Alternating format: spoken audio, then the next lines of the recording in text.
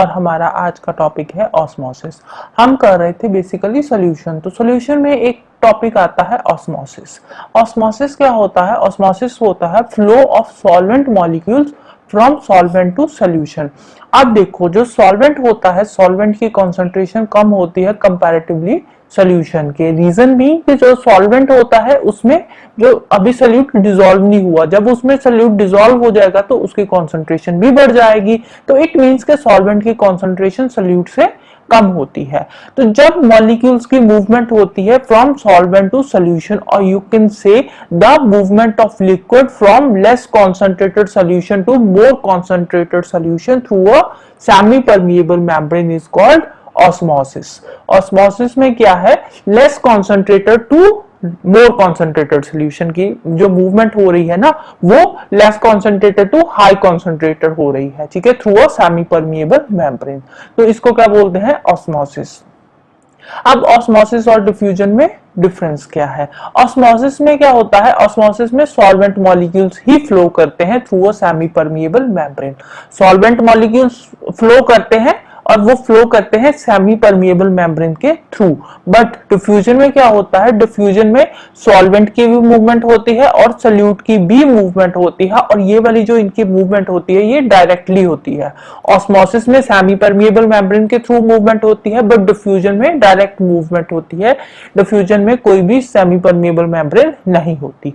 जो ऑस्मोसिस में होता है, जो ऑस्मोसिस में मूवमेंट होती है वो लोअर टू हायर कॉन्सेंट्रेशन होती है, और डिफ्यूजन में जो मूवमेंट होती है वो हायर टू लोअर कॉन्सेंट्रेशन होती है, ठीक है। इन दोनों का उल्टा है। ऑस्मोसिस में lower to higher concentration movement होती है और डिफ्यूजन में higher to lower concentration movement होती है। फिर आता है ट्रू सॉल्यूशन। ट्रू सॉल्यूशन क्या होता है? ट्रू सॉल्यूशन एक होमोजेनियस सॉल्यूशन होता है। इसमें जो सॉल्यूट पार्टिकल्स का साइज होता है वो 10⁻⁻⁹ मीटर से कम होता है, ठीक है। ट्रू सॉल्यूशन एक होमोजेनियस सॉल्यूशन है और इसमें जो सॉल्यूट पार्टिकल्स है उसका साइज 10⁻⁹ मीटर से कम होता है, उससे भी छोटा होता है पार्टिकल साइज। तो इट मींस जो ट्रू सॉल्यूशन होता है, ट्रू सॉल्यूशन में जो सॉल्यूट पार्टिकल्स और सॉल्वेंट मॉलिक्यूल्स होते हैं उन दोनों को हम डिस्टिंग्विश नहीं कर सकते। अंडर माइक्रोस्कोप भी हम उन दोनों को अलग अलग नहीं देख सकते, वो दोनों आपस में मिक्सअप हुए होते हैं। तभी तो बोल रहे हैं ना होमोजीनियस सॉल्यूशन है। होमोजीनियस सॉल्यूशन मतलब दोनों आपस में मिक्सअप हुए होते हैं और वो अंडर माइक्रोस्कोप भी हमें उसमें सॉल्वेंट और सॉल्यूट पार्टिकल्स दिखाई नहीं देते। रीजन बीइंग सॉल्यूट पार्टिकल्स का जो साइज है वो 10⁻⁹ मीटर से भी छोटा होता है और वो प्रॉपर्ली सॉल्वेंट के साथ मिक्सअप हो जाता है। For example sodium chloride in water. नमक वाटर में आप मिक्स कर दोगे या फिर चीनी वाटर में मिक्स कर दोगे तो वो दिखाई नहीं देगी। इवन के अंडर माइक्रोस्कोप भी देखोगे तो वो आपको दिखाई नहीं देगी। फिर आता है सस्पेंशन। जो सस्पेंशन वाला सॉल्यूशन होता है ना, ये हेट्रोजीनियस सॉल्यूशन होता है। इसमें जो सॉल्यूट पार्टिकल्स का साइज होता है वो 10⁻⁻�6 मीटर से ज्यादा होता है। तो सस्पेंशन के जो पार्टिकल्स होते हैं वो नेक्ड आई से भी विजिबल होते हैं और अंडर माइक्रोस्कोप तो विजिबल होंगे ही होंगे, ठीक है। फिर आता है क्वाइडल सॉल्यूशन। जो क्वाइडल सॉल्यूशन होता है वो इन दोनों के बीच वाला सॉल्यूशन होता है।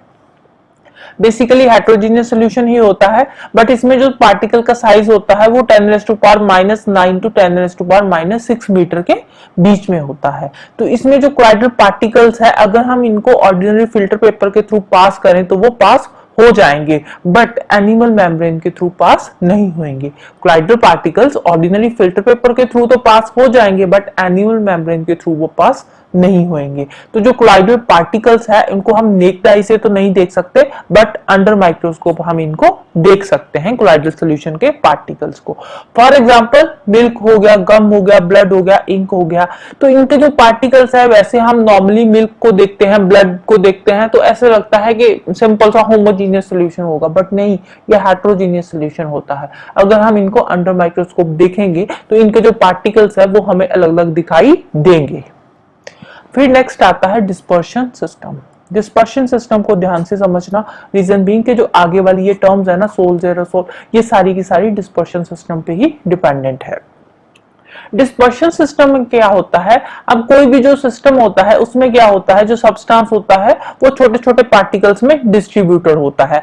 उसमें जो पार्टिकल्स होंगे वो या तो सॉलिड के पार्टिकल्स होंगे, सॉलिड के वेरी स्मॉल पार्टिकल्स होंगे, या फिर लिक्विड के ड्रॉपलेट्स होंगे, या फिर गैस के टाइनी बबल्स होंगे। और ये वाले जो सॉलिड, लिक्विड और गैस के जो पार्टिकल्स है ये एक सूटेबल मीडियम में होंगे, किसी भी मीडियम में ये एग्जिस्ट करेंगे, तो इसको बोलते हैं डिस्पर्शन सिस्टम।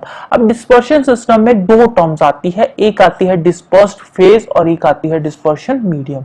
अब इन दोनों को ध्यान से समझना, डिस्पर्स्ड फेज क्या है और डिस्पर्शन मीडियम क्या है, क्योंकि आने वाली जो टर्म्स है उनमें हमने डिस्पर्स्ड फेज और डिस्पर्शन मीडियम के बारे में ही बात करनी है और कुछ नहीं है उनमें। अगर ये बात समझ आ गई तो आगे वाली टर्म्स फटाफट से समझ आ जाएगी।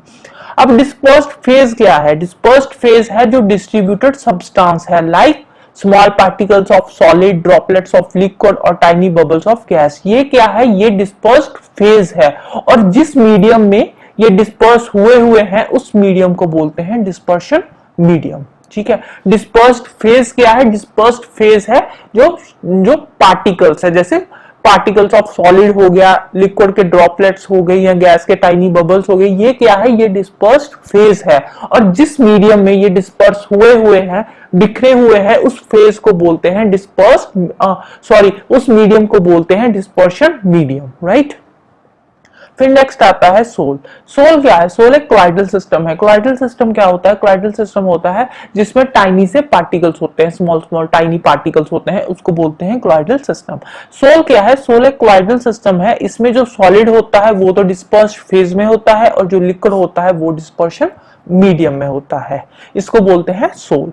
जैसे कि रबर ग्लव्स, जो रबर ग्लव्स बनाते हैं वो रबर सोल से बनते हैं through a process of electroplating. फिर नेक्स्ट है एरोसोल। एरोसोल क्या है, ये भी एक क्लाइडल सिस्टम है, इसमें सॉलिड या लिक्विड डिस्पर्स्ड फेज में होंगे और गैस होगी डिस्पर्शन मीडियम, मतलब कि गैस के अंदर सॉलिड के होंगे पार्टिकल्स या फिर लिक्विड के ड्रॉपलेट्स होंगे।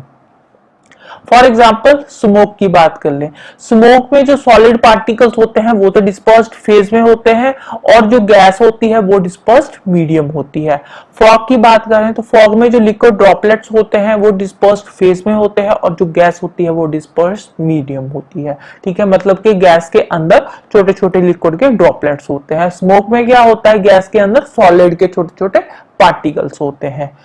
तो अगर हम वाटर की डिस्पर्शन मीडियम, जो वाटर है, वाटर एक डिस्पर्शन मीडियम में आता है, तो इसके अंदर जो डिस्पर्स्ड फेज क्या बनती है, एक्वासोल। अल्कोहल से एल्कोसोल बन गया, बेंजीन से बन गया बेंजोसोल। फिर नेक्स्ट आती है फॉर्म। फॉर्म क्या है, फॉर्म भी एक क्लॉइडल सॉल्यूशन है, इसमें जो गैस होती है वो डिस्पर्स्ड फेज में होती है, और जो लिक्विड होता है डिस्पर्शन मीडियम में होता है, मतलब कि लिक्विड के अंदर गैस होती है इसमें। फिर नेक्स्ट आ गया ब्रोनियन मूवमेंट। ब्रोनियन मूवमेंट में क्या होता है, ब्रोनियन मूवमेंट होता है जो क्लॉइडल सॉल्यूशन होता है ना, क्लॉइडल सॉल्यूशन के अंदर क्लॉइडल पार्टिकल्स की जिगजैग मूवमेंट होती रहती है डिस्पर्शन मीडियम में, और ये जो जिगजैग मूवमेंट होती है क्लॉइडल पार्टिकल्स की, इसको बोलते हैं ब्रोनियन मूवमेंट। जिगजैग मूवमेंट होती है मतलब कोई इसका पैटर्न नहीं बनता। ठीक है, पार्टिकल्स है जो किसी भी डायरेक्शन में ऐसे मूव कर रहे हैं, वो किसी भी डायरेक्शन में मूव कर सकते हैं, इनका कोई पर्टिकुलर पैटर्न नहीं होता। ये होती क्यों है zigzag मूवमेंट, ये होती है due to the unequal bombardment of moving particle of dispersion medium में। डिस्पर्शन मीडियम में जो पार्टिकल्स की मूवमेंट होती है जब, तो वो पार्टिकल्स आपस में टकराते हैं, जैसे दो पार्टिकल्स आपस में टकराते हैं तो उनकी बम्बार्डमेंट होती है, जिसकी वजह से जिगजैग मूवमेंट होती है। जैसे कि दो पार्टिकल्स है, जब ये आपस में टकराएंगे दोनों पार्टिकल्स, तो ये क्या होगा, इनकी बम्बार्डमेंट होगी, जिसकी वजह से जिगजैग मूवमेंट होगी। ठीक है, किसी भी डायरेक्शन में ये आगे मूव करते जाएंगे। फिर नेक्स्ट आता है टिंडल इफेक्ट। टिंडल इफेक्ट क्या होता है, जब क्लॉइडल सॉल्यूशन में बीम ऑफ लाइट पास करते हैं, क्लॉइडल सॉल्यूशन में बीम ऑफ लाइट पास होती है, तो जो क्लॉइडल के पार्टिकल्स है वो अलग दिखाई देते हैं। जो क्लॉइडल के पार्टिकल्स दिखाई देते हैं तो उसको बोलते हैं Tyndall effect. Tyndall effect arise क्यों होता है, टिंडल इफेक्ट अराइज होता है due to the scattering of light. जो क्लॉइडल पार्टिकल्स है ना, वो लाइट को स्कैटर कर देते हैं, लाइट को स्कैटर करने की वजह से ही टिंडल इफेक्ट शो करता है, जो क्लॉइडल पार्टिकल्स है वो दिखाई देते हैं। फिर लास्ट टर्म आती है डायलिसिस। डायलिसिस क्या होता है? डायलिसिस एक प्रोसेस है जिसमें हम जो क्लाइडल सॉल्यूशन है ना, क्लाइडल सॉल्यूशन में हम क्लाइड्स के पार्टिकल और क्रिस्टलॉइड्स के पार्टिकल्स को अलग करते हैं through a animal membrane. Animal membrane के थ्रू हम क्लाइड्स को और क्रिस्टलॉइड्स को अलग करते हैं, उसको बोलते हैं डायलिसिस। डायलिसिस में बेसिकली होता क्या है? डायलिसिस में हम क्लाइडल सॉल्यूशंस को प्योरीफाई करते हैं, जो क्लाइडल सॉल्यूशन होता है उसको प्योरीफाई करते हैं, एनिमल मेम्ब्रेन के थ्रू क्लाइड्स को अलग करते हैं और क्रिस्टलाइड्स को अलग करते हैं, right. So that's all about today. Next हम करेंगे एसिड बेस एंड सॉल्ट्स। तो जाने से पहले वीडियो को लाइक कर देना। सॉरी, छोटा सा एक और टॉपिक रह गया, कोआगुलेशन और इलेक्ट्रोफोरेसिस, दो टॉपिक रह गए थे, भूल गई थी मैं बीच में ही। कोआगुलेशन क्या होता है? कोआगुलेशन क्लोइडल पार्टिकल्स होते हैं। अब जो क्लोइडल पार्टिकल्स होते हैं ना, जो क्लोइडल सॉल्यूशन है, क्लोइडल सॉल्यूशन के अंदर जो क्लोइडल पार्टिकल्स होते हैं वो या तो पॉजिटिवली चार्ज होंगे या फिर नेगेटिवली चार्ज होंगे, ठीक है। जब हम क्लोइडल सॉल्यूशन में इलेक्ट्रोलाइट ऐड करेंगे, ठीक है, क्लोइडल सॉल्यूशन में इलेक्ट्रोलाइट ऐड करेंगे तो जो क्लोइड के पार्टिकल्स है ना वो ऑपोजिटली चार्ज्ड आयंस के साथ मिलके क्या करेंगे? वो न्यूट्रलाइज हो जाएंगे, ठीक है। जो पॉजिटिव वाले नेगेटिव के साथ मिल जाएंगे, नेगेटिव पॉजिटिव के साथ मिलके आपस में वो क्या हो जाएंगे? न्यूट्रलाइज हो जाएंगे। तो जो आयंस रिस्पॉन्सिबल होते हैं न्यूट्रलाइजेशन के लिए क्लोइडल पार्टिकल्स में, तो उसको बोलते हैं कोआगुलेटिंग आयंस और फ्लोकुलेटिंग आयंस, और ये वाला जो सारा प्रोसेस है इसको बोलते हैं कोआगुलेशन। फिर नेक्स्ट है इलेक्ट्रोफोरेसिस। इलेक्ट्रोफोरेसिस क्या होता है? क्लोइडल पार्टिकल्स की movement towards a particle electrodes under influence of an electric field. Electric field में जो क्लोइडल पार्टिकल्स है वो एक पर्टिकुलर इलेक्ट्रोड की तरफ मूव करते हैं, ठीक है। इलेक्ट्रिक फील्ड में जब हम क्लोइडल सॉल्यूशन को लेकर जाते हैं तो उस टाइम पे क्या होता है? जो क्लोइडल पार्टिकल्स होते हैं वो एक पर्टिकुलर इलेक्ट्रोड की तरफ मूव करते हैं।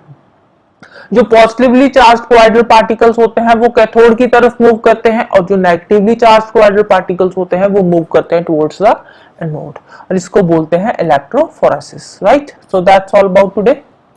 तो जाने से पहले वीडियो को लाइक कर देना, शेयर कर देना और चैनल को सब्सक्राइब कर लेना। Thank you, bye bye and have a nice day.